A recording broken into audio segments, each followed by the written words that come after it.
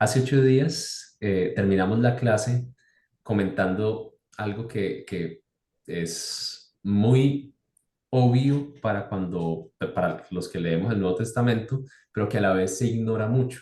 Y es el hecho de que entre nosotros y el Nuevo Testamento hay una distancia grande, pero también el hecho de que entre el Antiguo Testamento y el Nuevo Testamento hay una distancia y hay cosas que pasan en el intermedio de estos dos testamentos. Hace 8 días les preguntamos dónde encuentran ustedes en el Antiguo Testamento a los fariseos, el bautismo, los saduceos y muchas otras cosas. Algunos encontraron a los faraones, pero no a los fariseos. Y nos dimos cuenta que muchas de estas cosas que en el Nuevo Testamento son, o sea, se dan por sentado. En el Nuevo Testamento nadie explica quiénes son los fariseos, quiénes son los saduceos, simplemente los mencionan, de dónde vienen los demonios. Todas estas cosas se van dando así, pero porque ellos escribieron, los autores iniciales escribieron sus textos para receptores, para personas que reciben el texto, que están en el contexto, entonces ellos no necesitan entender quiénes son los fariseos, quiénes son los saduceos, qué son las sinagogas, quién es Pilato. Bueno, no necesitan entender muchas de estas cosas que nosotros sí necesitamos entender, aun cuando hemos leído el Antiguo Testamento, porque nada de esto está en el Antiguo Testamento. La mayoría de estos conceptos que ustedes están viendo son parte del cómo se forma el Israel o el pueblo judío durante el tiempo de Jesús. Dijimos hace 8 días que este periodo de 400 años, que algunos llaman el periodo de 400 años de silencio, ahora sí lo escuchamos, Alfonsito. Este periodo es, voy a mantenerlos silenciados para evitar el ruido de fondo, ¿listo? Y ahorita cuando ustedes tengan que hablar, yo me silencio para escucharlos a ustedes. Este periodo de 400 años es un periodo donde, aunque nosotros como protestantes, o sea, como cristianos que venimos de la Reforma, que nos separamos de alguna forma de los católicos, no tenemos libros canónicos, libros que reconocemos autoridad dentro de este tiempo. En este tiempo sí suceden muchas cosas. Este es un tiempo en donde pasan un montón de cosas y esto es lo que le da forma a el mundo del Nuevo Testamento, al mundo en el que nosotros vamos a meternos un poquito, a conocer un poquito. Entonces, ¿alguien se acuerda cómo se llamaba esa literatura que va desde el templo reconstruido más o menos en 515, 516 con el edicto de Ciro hasta el templo destruido en el 70 después de Cristo? Yo dije hace 8 días, este tipo, este periodo se conoce como el periodo del... ¿Alguien se acuerda?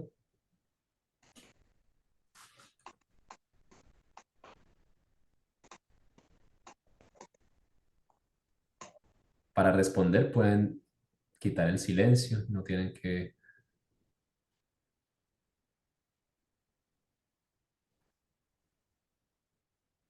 ¿No es Babilonia? No. Mm, no. El periodo, vamos a ver, ahí entró Estefanía, ya les puede ayudar un poquito. ¿Cómo, estamos preguntando, Estefanía, cómo se conoce el periodo el periodo entre el templo reconstruido en 515 después del edicto de Ciro y la destrucción del templo en el 70 después de Cristo? Todos están tratando de Pero recordar. del segundo templo, Muy bien. El periodo del Segundo Templo. Cuando ustedes escuchen hablar de la literatura del Segundo Templo o el periodo del Segundo Templo, están hablando de ese periodo. Y ese periodo es un periodo clave para entender el mundo del Nuevo Testamento. Una cosa interesante es que es medianamente reciente la búsqueda de los eruditos por encontrar o sea, por buscar el significado de muchas cosas del Nuevo Testamento a la luz del Segundo Templo. Antes, por muchas posturas antijudías, se evitaba, y porque el cristianismo protestante tendría a evitar, a rechazar muchos de estos libros que no consideramos canónicos, como los libros apócrifos o deuterocanónicos, pero son libros que nos dan por lo menos mucha información acerca de dónde vienen muchos de los conceptos que nosotros vemos en el Nuevo Testamento. Entonces, sin más preámbulo, vamos a empezar. Ustedes tienen ahí sus materiales, la página esta, no sé qué página es porque los míos no salieron con numerito. La página 6 creo que me están diciendo por ahí, ¿cierto? En la página 6 ustedes tienen una cantidad de términos, de palabritas que espero que por lo menos, tal vez ahorita no nos lo vamos a aprender de memoria, así como las palabritas del semestre pasado, exégesis, hermenéutica y teología, no los vamos a aprender de memoria, pero por lo menos van a saber dónde ir a buscar. Entonces ustedes van a decir, me están hablando de un fariseo, no me están hablando del hermanito canzón de la iglesia, me están hablando de alguien de un grupo particular, que ya nos van a decir quiénes son. Me están hablando de Pilato. ¿Quién es Pilato? ¿Es el rey? ¿Es el gobernador? ¿Es un alcalde? ¿Quién es ese? ¿Listo? Entonces, vamos a empezar, y vamos a empezar por el principio. Los fariseos. Olguita. ¿Se fue? Sí, tuvo que subir, pero si quieres Entonces, regresar. entonces, si quieres, empezamos por los saduceos, mientras viene Olguita, que nos va a exponer los fariseos. Recuerden que algunos de los que estamos conectados acá tenemos hijos pequeños, entonces en algún momento hay que salir corriendo porque un hijo llama o alguna cosa así. Eh, entonces, me imagino que algo así pudo haber pasado, lo mismo con Estefanía. Yo sí no tengo excusa. Me toca mandar a la esposa. Ok, ¿quién tenía los saduceos? Creo que era la hermana Luz, ¿cierto? Tiene el silencio. Ya, Ahí ¿sí me estamos oye? escuchando. Sí, perfecto. Bueno, yo lo que traté o estuve bregando a encontrar, a buscar, a ver si me podía defender, pero no pensé que fuera a ser la primera. En la época de bueno, yo vi que Josefo era uno de los, este es como usted estaba hablando ahora de los libros apócrifos y esto que la iglesia protestante, yo sé porque eso nunca los hemos visto, Mardoqueo, Judith, todos esos. Yo tengo aquí una Biblia que la tiene Hernando, es católica, y ahí sí están y hablan sobre en la época de los Mardoqueos bajo el dominio de Jonatán, en el tiempo 145 antes de Cristo. Habían tres partidos, sectas o escuelas de pensamientos, entre los cuales estaban los opinaban diferentes sobre los asuntos humanos, los fariseos, los saduceos y los senios. Estos grupos estaban divididos. Bueno, los saduceos se identificaban por ser cada vez más, estar más con los aristócratas y buscaban el con los helenísticas, algo así dominante, supuestamente muy poco, se unían muy poco con el pueblo, eran muy elitistas, se puede decir hoy en día. La diferencia, ellos no creían en la resurrección de los cuerpos y en los ángeles. Los saduceos dicen que no hay resurrección, ni ángel, ni espíritus. Predicando, enseñando, le hacían muchas preguntas acerca, y una que me llamó la atención está en Mateo 16. acerca del hombre que se casa, porque sobre la resurrección, y se casa bueno, se casa y el esposo muere y los hermanos van pasando y van pasando y luego ella también muere y llega al cielo. Entonces, ¿de quién es su esposa? Preguntan ellos. Entonces el Señor le contesta en Mateo 16. Ay, ay, ay, ay, ay. Se me embolato. Esa respuesta, ¿en qué versión está, hermana? Lo tengo en Mateo en versión, nueva versión. No, el ay, ay, ay, ay. Ay, ay, ay, ay, en la versión de aquí, Luz Dolly.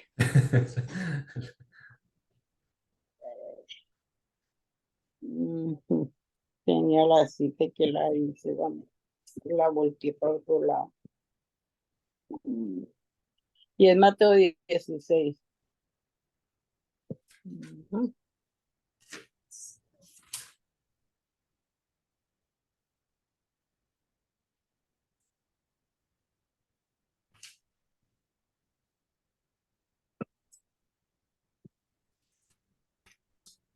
Es un pastor ya. Se Tranquila. me pero era acerca de que allá no van a ver, no se va a volver según la enseñanza de que no va a haber este cuerpo para encontrarse con los esposos y que todos íbamos a hacer. Hermana Luz, perdón yo encontré aquí por Google Mateo 22, Eso, del el 23 al 22. 40. Oh, Mateo Del 22, 22, perdón. Ay, Los Eso, gracias. saduceos preguntaron de quién va a ser esposa. esa ¿Qué Sí, hermana. mujer enterró 6 esposos? Tremendo. tremendo, quién sabe qué sería. Muy bien, muy Sí. bien, doña Luz. ¿Tiene algo más de los saduceos que quiera decir? Bueno, porque aquí dice qué es y por qué prácticamente se formó, es como, no es en ese tiempo, pues consideraban como un grupo junto con los fariseos, los saduceos y ¿cómo eran los Esenios. esenios, Esenios. eran los que formaban ese grupo. En ese tiempo, que lo cuenta, y yo lo busqué en la Biblia, y sí está en Mardoqueo, primera de Mardoqueo, algo habla sobre ese De Macabeos, yo creo. Macabeo, perdón, pastor, Eso. sí. Ujú. Muy bien. Muy bien, doña Luz. Si pueden escribir, ya vamos a hacer una notica ahí de estos tres grupos, después de que escuchemos a la de los esenios y a los fariseos, pero si pueden escribir ahí una notica. Doña Luz ahorita dijo que la pregunta de los saduceos había sido ¿de quién va a ser esposa en el cielo? Ajá, ¿Cierto? sí. Ok, lean lo que dice el texto en Mateo 22. Mateo 22. mm, Se me perdió 22, 20, 23 en adelante. 23 en adelante, pero la pregunta exactamente está,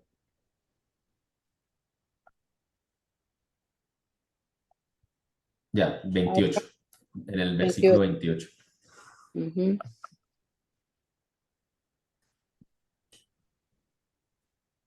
acerca de qué están preguntando ellos.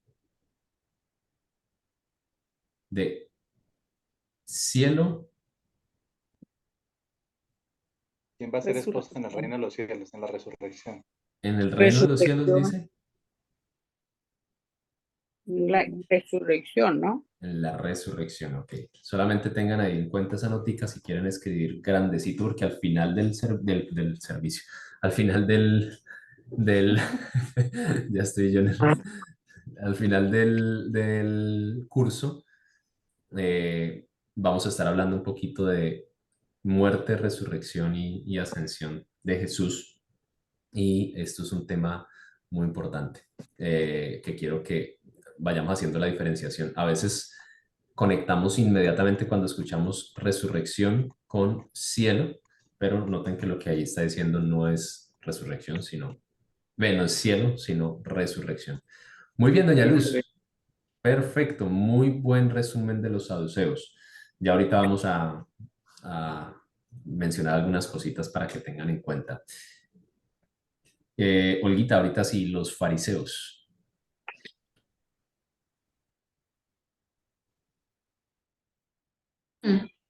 Ok, bueno, a mí me tocó fariseos, no faraones. Yo tenía el reporte de faraones, no. Si quieres me lo das. No, son fariseos.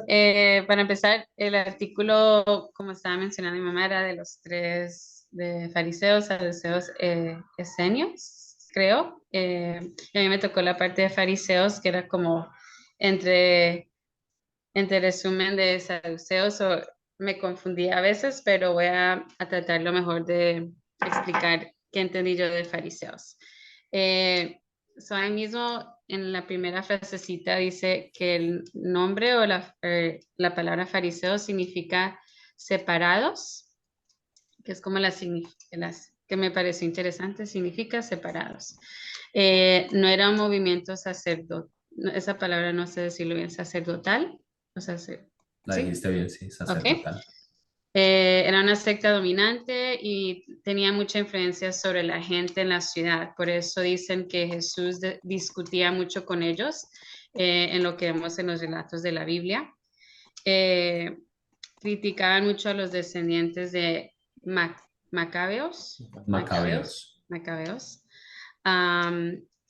Como dijo mi mamá sobre los saduceos, ellos sí creían en la resurrección de los cuerpos y también creían en los ángeles. Algo que también se menciona de los fariseos es que ejecutaban y mandaban al exilio a sus adversarios religiosos y políticos. Esa era como su forma de disciplina, no sé. También los mencionan como hipócritas. Y algo que, pues, conectado a lo que estabas diciendo, Juan David, era que son maestros famosos anteriores a la destrucción del templo en el 70. Muy bien, Sí. muy bien. ¿Tienes algo más que quieras mencionar?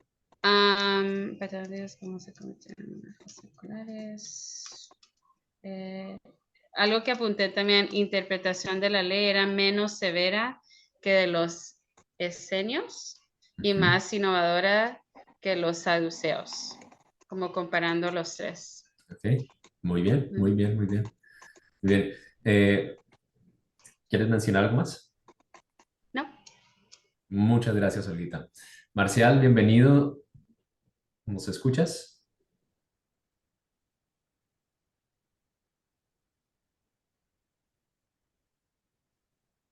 Ok. ¿Quién tenía los esenios? Vamos a terminar con estos tres para ir resumiendo de estos tres grupos sectarios que eran los tres tal vez principales mientras que Jesús estaba en ministerio. Andrés o Elizabeth, uno de los dos tenía esenios, ¿cierto? Bueno, buenas noches. Yo tengo los esenios, digamos bueno, hay varios textos de los esenios. Se dice que eran judíos virtuosos y eran considerados como más religiosos. Digamos que eran enemigos de los saduceos y de los fariseos. Y surgieron a raíz de como la oposición al gobierno macabeo. eh, y empezaron ellos a tener sus propias normas, sus propios ritos de purificación. No se presentaban en el templo como los demás judíos, sino ellos tenían sus propios ritos de purificación. Digamos que practicaban todo ellos separadamente, eran cumplidores de la ley, eh, que se dice que eran virtuosos y muy religiosos. Florecieron en la segunda mitad del siglo segundo antes de Cristo hasta finales del primer siglo después de Cristo. O sea que ellos alcanzaron a estar cuando el Señor estaba. Odiaban la esclavitud, se dedicaban principalmente a la agricultura. Eh, practicaban distintas dice que abluciones y bautismos, o sea, algunas cosas de ellos, términos religiosos, se acercaban más a los fariseos que a los saduceos. Y enfatizando en la piedad personal y la separación de las cosas que pudieran dañar la pureza. O sea, ellos eran cumplidores de la ley paso a paso. Creían como los fariseos en la inmortalidad del alma, pero a diferencia de estos rechazaban la idea de la resurrección del cuerpo. Ellos no creían en la resurrección. Se consideraban el pueblo escogido verdadero de Israel y menospreciaban todo lo que, digamos, que los fariseos y saduceos hacían. Más o menos a grandes rasgos fue lo que encontré. Muy bien. Gracias a ustedes tres por ese muy buen resumen de estos tres grupos. ¿Quiénes de ustedes sabían, o sea, si uno empieza a leer el Nuevo Testamento, a quiénes se encuentra como los principales opositores del ministerio de Jesús? ¿Qué es lo primero que se le viene a uno a la mente? Los, Fariseo. todo el mundo piensa inmediatamente en los fariseos. Y normalmente cuando aparecen los saduceos, ¿quiénes habían leído o tenían en mente, tenían en el mapa mental a los saduceos? Quienes lo habían visto, seguramente, bueno, no sé, no quiero asumir algo, pero es muy normal que uno vea fariseos y saduceos como un mismo paquete, ¿cierto? Como más o menos van por el mismo lado.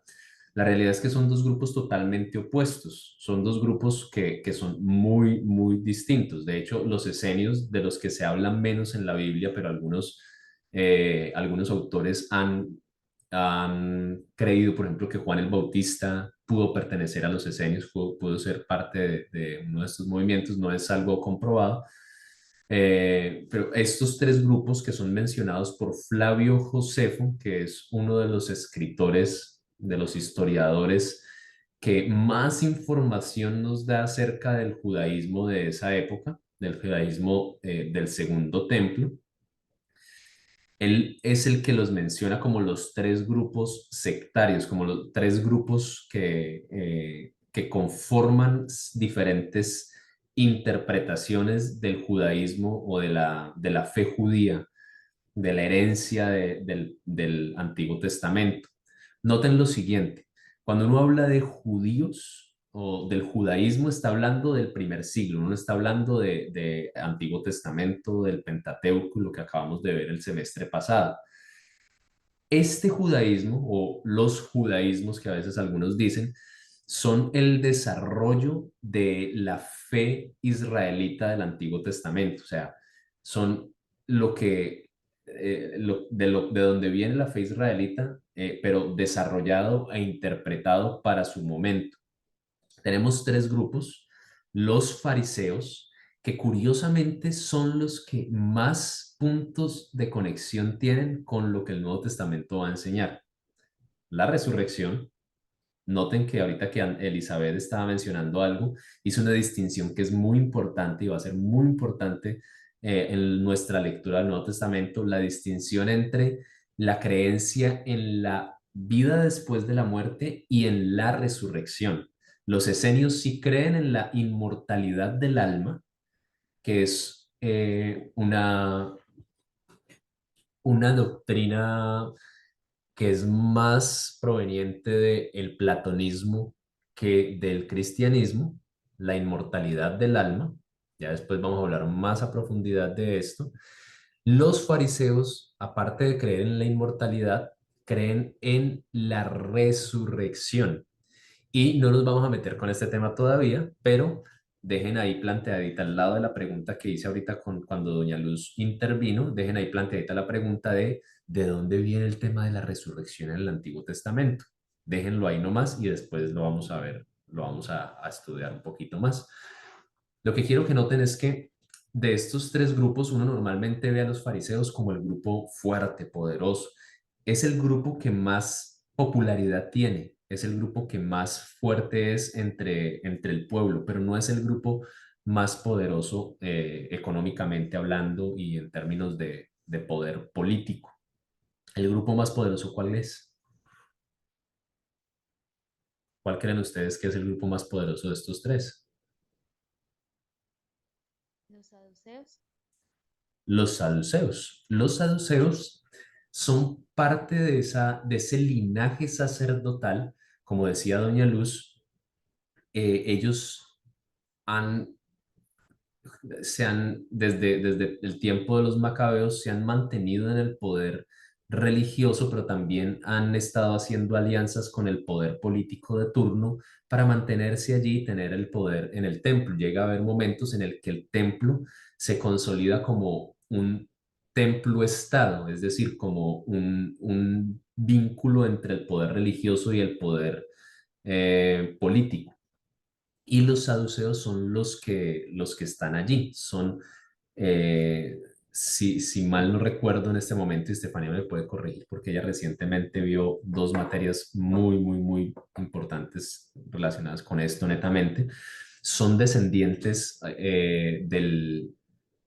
son descendientes directos de uno de los sacerdotes, del último sacerdote, que se menciona en Zacarías como Josué, y ellos pretenden mantener este poder en el templo, pretenden mantener como su linaje sacerdotal, pero lo hacen al mezclarse una y otra vez con el poder. Y una de las cosas que hacen es que no muestran un rechazo a la cultura helenística, algo que ustedes vamos a ver dentro de 8 días un poquito, es la historia, a resumir un poquito la historia del Antiguo Testamento, pero dejarlo ahí para mirar la historia del Segundo Templo, porque como les decía ahorita, hay muchos sucesos que ocurren en este tiempo, y cuando empezamos a estudiar estos grupos empezamos a escuchar que los macabeos, y la mayoría de nosotros nunca ha leído ese libro, nunca ha estudiado la historia de los macabeos, entonces uno dice, ¿qué es eso?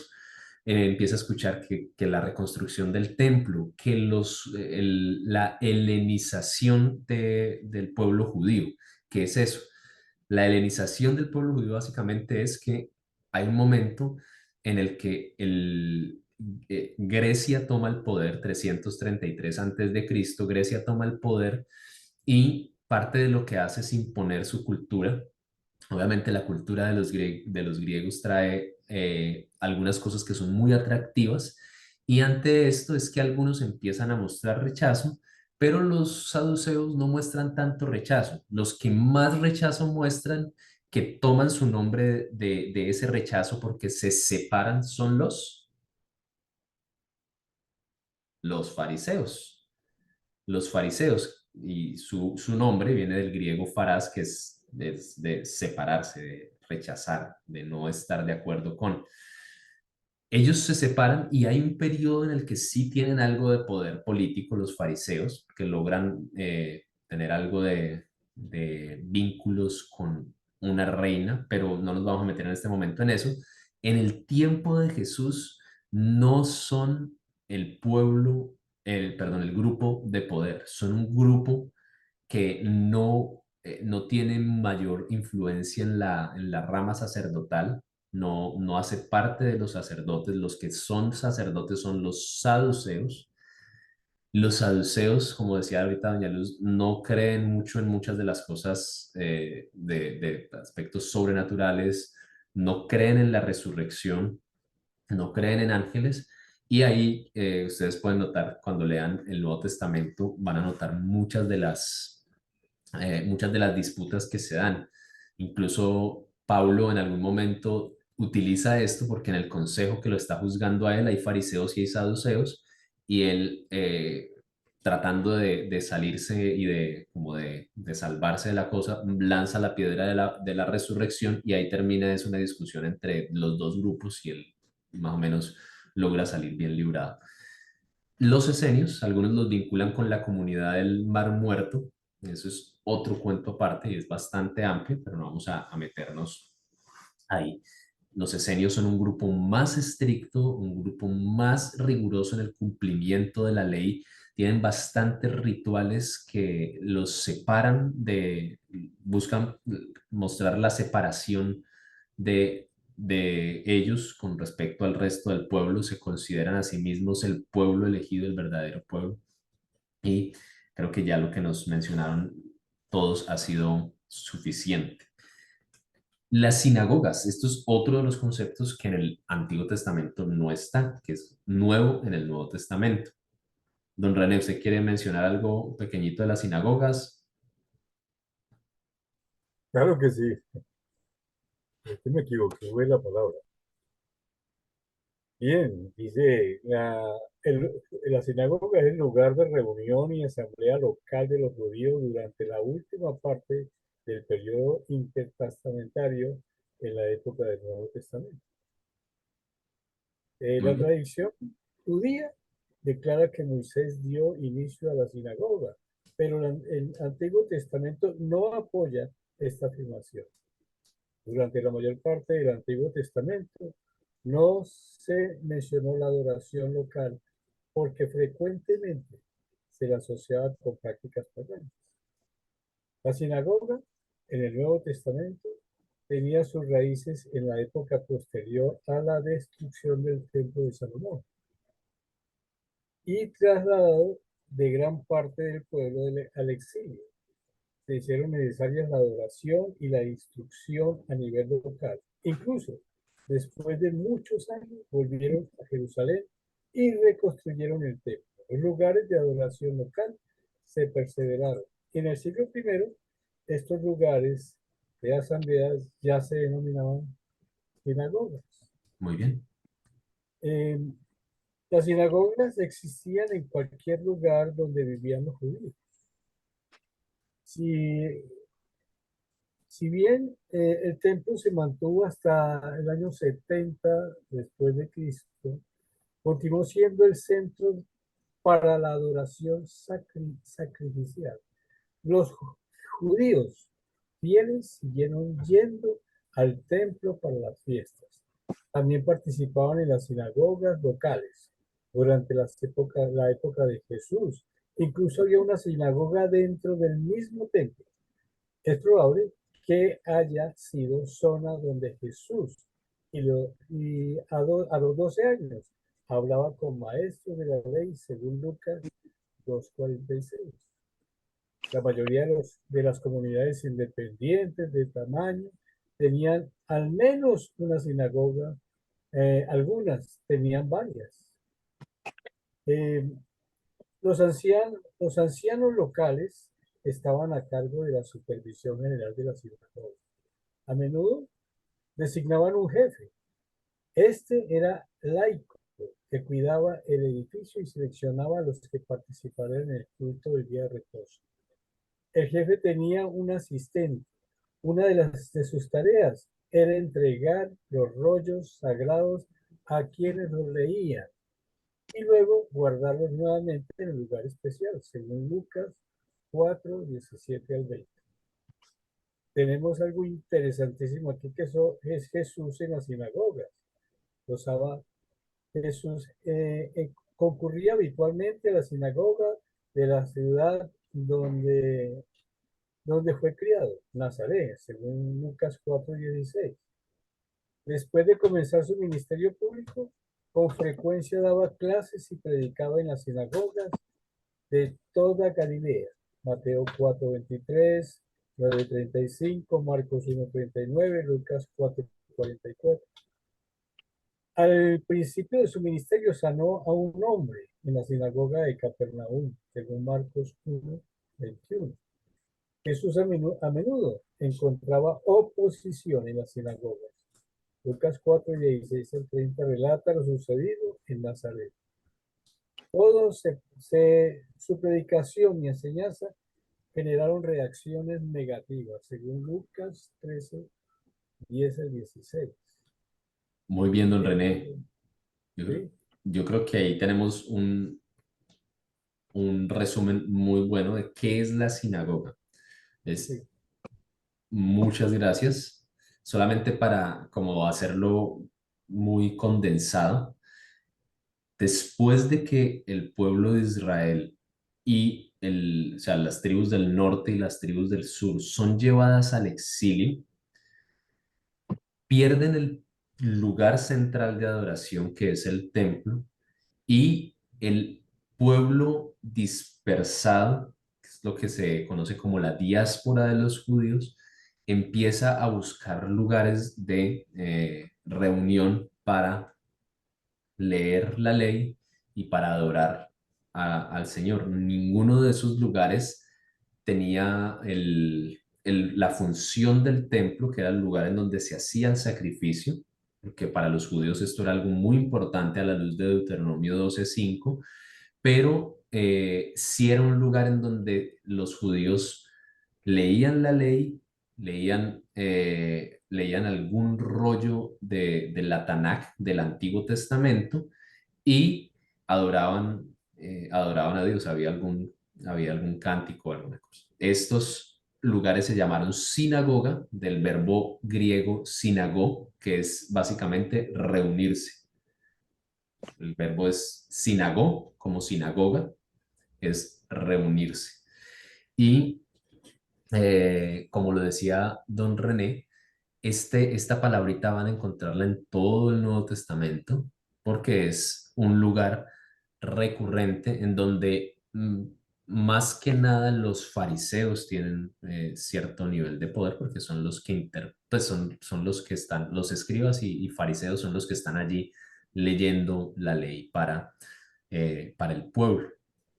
Pues, es una palabrita muy importante y está muy vinculada al movimiento religioso del pueblo de Israel. Tengan en cuenta una cosa, yo ya he mencionado varias veces el poder religioso, el poder militar, el poder político. Esto en algún sentido es una concepción más moderna. En el antiguo mundo, antes del posmodernismo, la división de la vida en mi vida religiosa, mi vida política, mi vida no es tan evidente. Hay una mayor articulación del ser. Entonces, en algún sentido, todo está vinculado, la parte política con la parte religiosa, con la parte militar, todo tiene una conexión, no es como lo tenemos ahorita, que es más departamentalizado. Vamos a pasar, yo sé que ahí sigue Herodes, Herodianos y otros, pero como estamos mencionando algunas prácticas y algunas cuestiones que tienen que ver más con la vida, vuelvo y reitero en esta departamentalización, que es más nuestra que de ellos, pero estamos hablando un poquito más de la parte religiosa. Voy a pasar a el bautismo, que es el último puntico que está aquí en el material. Bueno, ustedes tienen ahí su material, página 6, si no estoy mal. Sí, señor. Eso, la 6. Yo no sé por qué el mío siempre me sale sin numeración. ¿Qué es el bautismo? Porque eso es algo que también en el Nuevo Testamento empieza a hablarnos de bautismo, pero en el Antiguo Testamento no hay nada de eso. Tenemos un bautismólogo profesional experto que nos va a hablar de Alfredo. Sí. Bueno, lo que yo vi habla un poco de la historia de donde se hacía el bautizo, que le llamaban el mikvah. Y imagínense que es como piedras o como un jacuzzi, pero sin los motores. Y lo llenaban con yeso para que el agua se mantuviera ahí adentro. Y tenía que ser agua que decían agua viva, o lo llenaban muchas veces con lluvia. Y lo que hacían era, tenían como un proceso que estaba como alrededor de unas montañas y lo que lo usaban era antes de hacer algún ritual sagrado, sea un voto, un pacto o un sacrificio. La idea era meterse y tener un testigo, normalmente era un rabino y eran hombres, solo para hombres en ese tiempo, y lo que hacían era, se metían en el agua te llegaba como a la cintura, y uno se metía, se agachaba hasta que se tapaba todo el cuerpo. Lo que era interesante es por qué meterse todo el cuerpo, y lo que habló el Señor era que hizo la pregunta que piensen cuando uno es capaz de de pecar, pero no lo puede hacer. Y el único momento es cuando uno está en el vientre de su madre. Y de ahí viene la idea de meterse al agua, Todo. todo, sí. Y era como, de ahí viene la idea también de nacer, de renacer, right? O nacer de nuevo. En que hablan de eso cuando uno salía de ahí, ya cuando tomaba el último paso afuera, ya estaban limpios y podían hacer el ritual que iban a hacer. Hablan un poco de Nicodemo, de cómo él habla con Jesús y le hace preguntas de cómo podemos renacer, cómo podemos nacer de nuevo, pero la pregunta más que todo era cómo nos podemos limpiar de pecado, como todos nacemos ya con pecado. So, la idea es cuando uno sale o antes de entrar, uno decía que quería estar limpio como el día antes que uno nace, como está uno en el vientre. Ujú. Yo creo que eso era todo lo que tengo para hoy. Muchas gracias por venir. Gracias, Alfredo. Ya me Medio despediste de loco. la gente, pues. Eh, Muy bien, esta es una práctica que no es fácil de identificar de dónde viene. Se cree sobre todo que puede surgir de los esenios o de la comunidad del Qumran, que en algún momento fue identificada también con los esenios. La mayoría, creo yo, sin ser un experto en el tema, la mayoría de eruditos ahorita ven los esenios y la comunidad del Qumran como dos cosas diferentes, como dos grupos diferentes. Pero el punto es que ambas comunidades, tanto los esenios como los del Qumran, que ya voy a explicar quiénes son, los del Qumran practicaban esto, tenían bautisterios, tenían esa especie de, como Alfredo lo dijo muy bien, de jacuzzi sin motor, esa especie de tina en donde practicaban el bautismo. Antes de continuar, para que tengamos en mente, ¿quiénes son la comunidad del Qumran? En ¿Cierto? 1950, Qumran, ya les voy a escribir, hoy no tengo presentación porque son ustedes los que están exponiendo, les voy a Qumran. escribir por acá en el chat. Eh, Ahí les escribí, Qumran o la comunidad del Mar Muerto. Por allá en 1950 se descubre una cueva en donde hay un rollo y hay unos rollos que contienen unos manuscritos de algo. Es una lectura, un idioma bastante antiguo, un hebreo que es muy antiguo.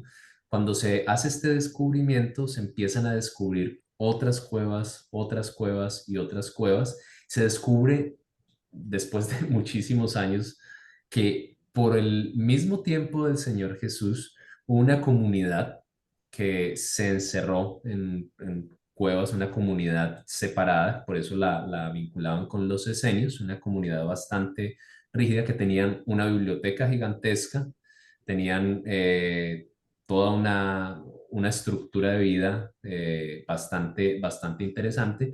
Dentro de estos rollos, hace unos meses cuando estábamos estudiando el Pentateuco, les decía que dentro de estos rollos se descubrieron una cantidad de manuscritos del Antiguo Testamento.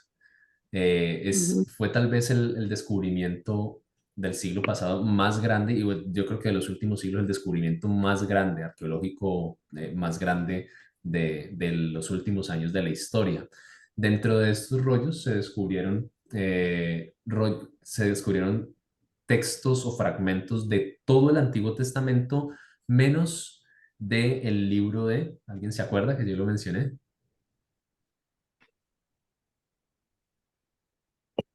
Esther. Muy bien, varios ahí movieron la boquita y lo dijeron, del libro de Esther. Y de los tres libros que más se encontraron, ¿alguien se acuerda también cuáles fueron?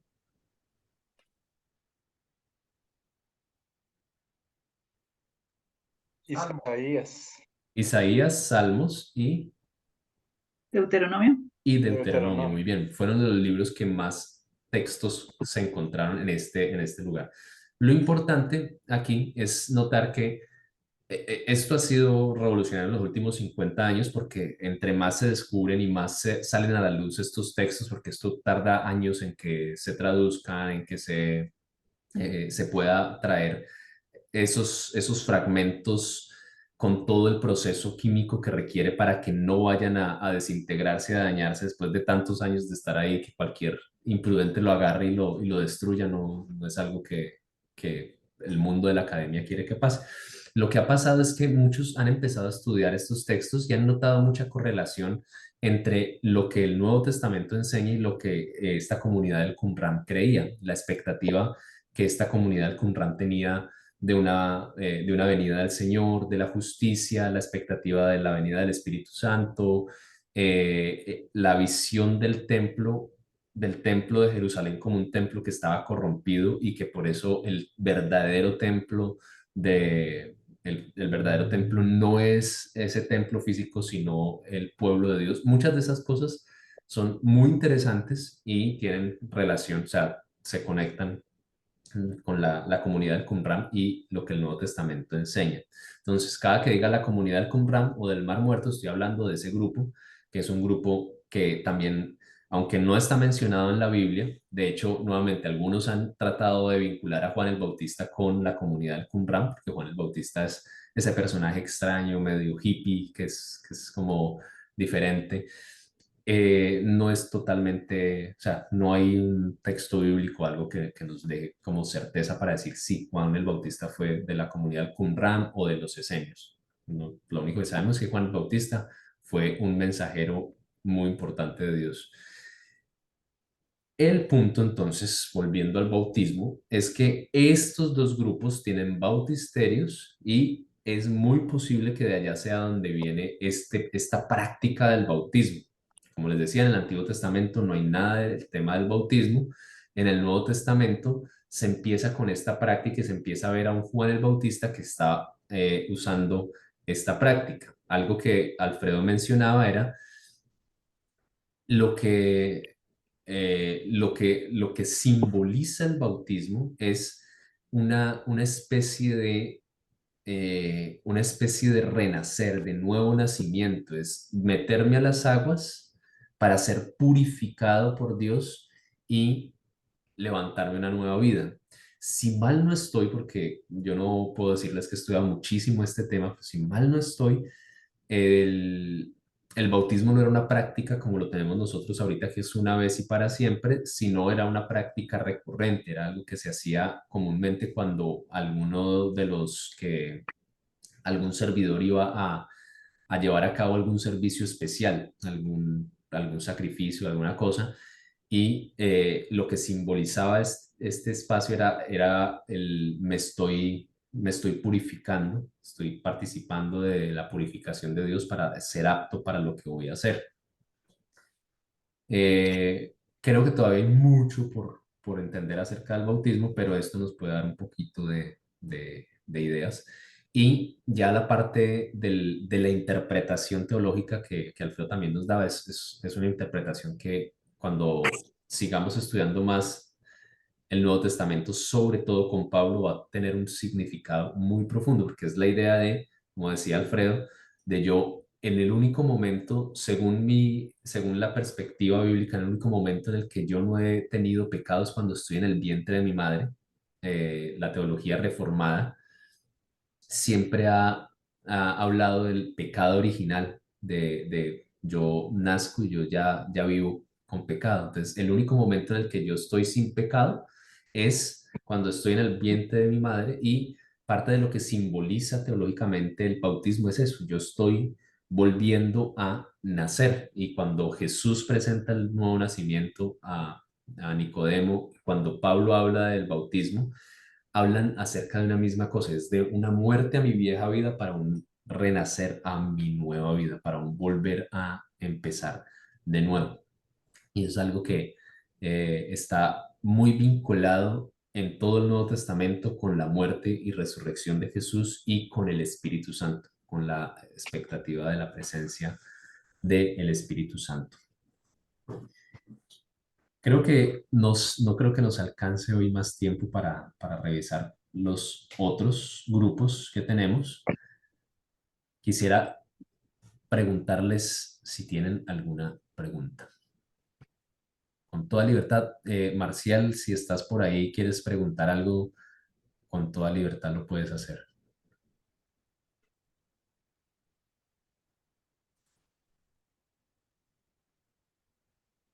No quise leer mucho en el internet, pastor, pero los mikvahs, como que todavía los usan, ¿verdad?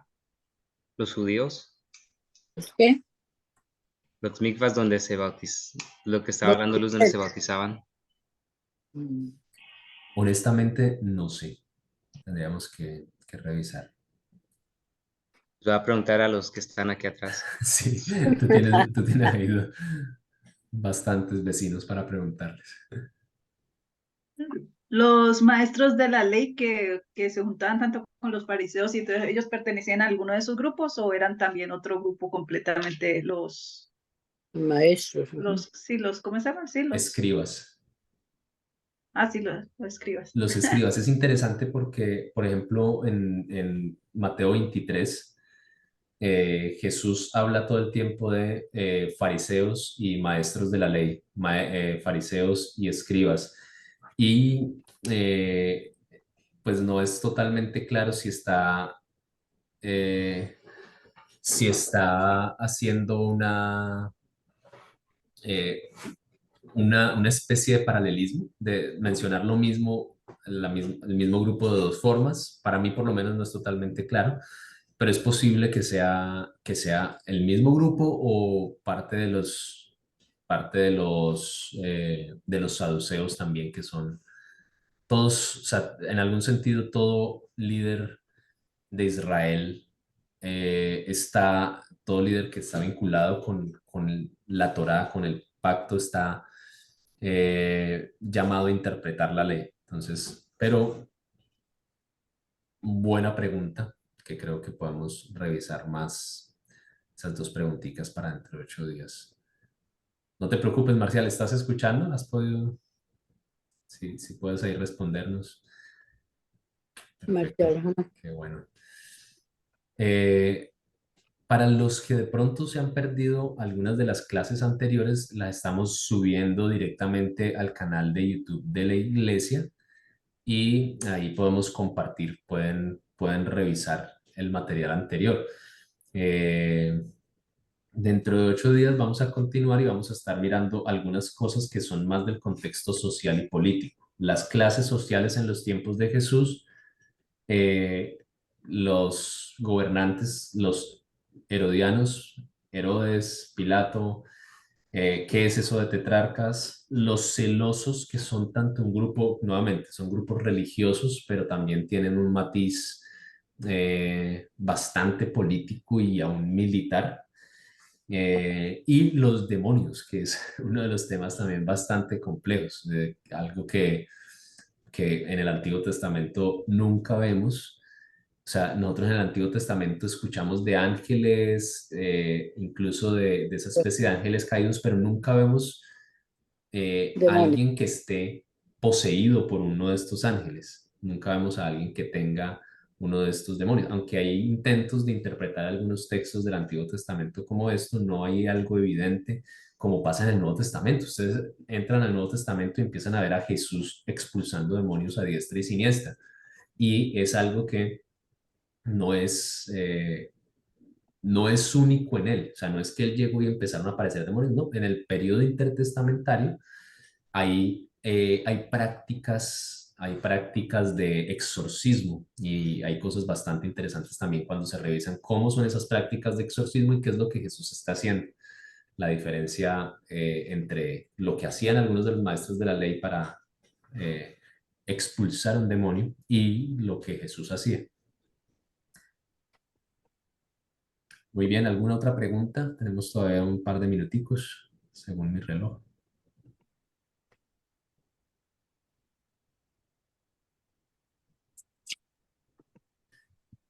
Si no tenemos más preguntas,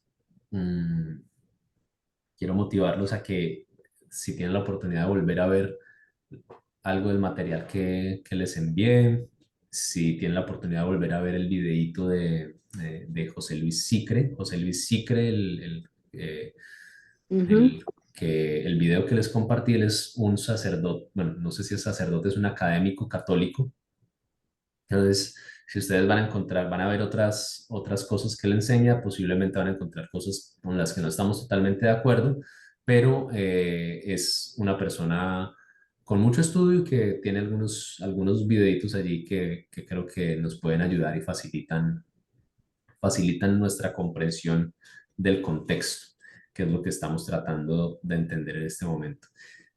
¿Sienten que aporta en algo la lectura o la comprensión de estos grupitos, de quiénes son, para entender mejor el Nuevo Testamento? Bastante interesante. Muy Claro, importante. Todos los temas muy importantes. sí, señor. Bueno, Yo nunca había visto así.